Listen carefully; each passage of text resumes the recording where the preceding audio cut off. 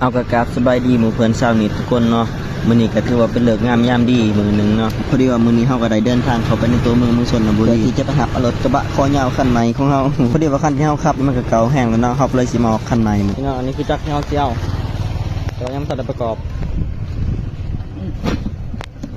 โครงที่เฮาเอาเนี่ยก็จะเป็นโครงสังราชาเนาะบ่แม่นตาสังแล้วก็บ่แม่นราชาสังหานที่เฮามาซื้อนี่ก็ซื้อในเมืองเองเนาะซื้อในหานเจฮงเมืองชนเริ่มประกอบเจ้าถามบางตอนประกอบแล้วว่าจะเป็นอะไรเนาะตอนนี้กำลังแก้กล่องRT110แต่เป็นจักรสังเพชรเนาะมาเดี๋ยวมาประกอบใส่กับโครงมันจักรเสร็จละลองเกิน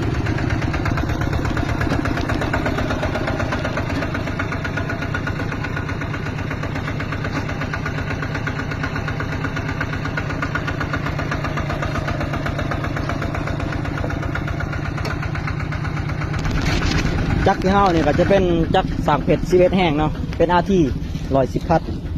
เป็นสางเพชรตะบนคูปตาโค้งนี่ก็เป็นโค้งราชาสังมาตอนนี้กำลังจะเอาขึ้นรถทางรถไทยเอารถไทยมาแกะ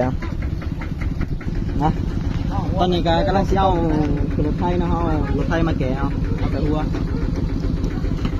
ตอนอยู่รถคืนนี้ก็พอดีว่ามีลูกค้าเราที่มาซื้อของน้ำเราอยู่ในหันพอดีเนาะเขาก็เลยได้มาอยู่ซอยเฮาขอบใจได้หลายแด้แต่ตอนนั้นขึ้นทางเจ้าของร้านเพิ่นพยานนะเพิ่นว่าโอ้ยทางรถตัวนี้สิบ่ฮักบ่วะโอ้เขาก็เลยตอบไปว่าบ่ต้องห่วงค่อยแก้มันมาเทื่อนึงนักก็น้ำหนักของรถตัวนี้อีกว่าพอขึ้นรถแล้วเพิ่นก็เอาเสือกเอาหยังมามัดไว้ให้ในอีกนะไปนี่ก็พอดีเปลี่ยนเอาตัวนี้ออกตัวนี้ซบเขาปั๊บเรียบร้อยไปเมื่อได้บัดนี้ได้เลย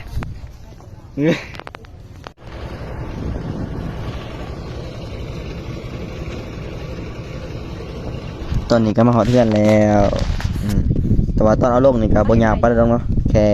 ประคองให้มันไหลๆลงมาก็ได้ละ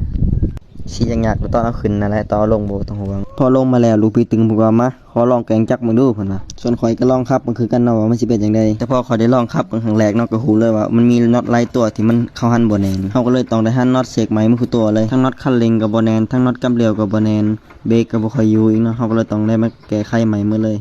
พอมาหอเทือนอีเมก็ได้เตรียมของเฮ็ดพิธีผูกแขนหับควันเอารถทาแล้วให้เป็นสิริมงคลลงหน้าปีนี้มีบันเทิง110ต่อจากนี้ก็น่าจะได้ลุยงานเต็มที่แล้วเนาะรถคันนี้มื้ออื่นก็น่าจะเริ่มลุยงานแกมันเอามาแต่ดงเลยและงานแรกคลิปนี้ก็ขอจบไว้เพียงเท่านี้เนาะขอบใจทุกคนที่เข้ามารับชมเด้อไว้พบกันใหม่คลิปหน้าไปละบ๊ายบาย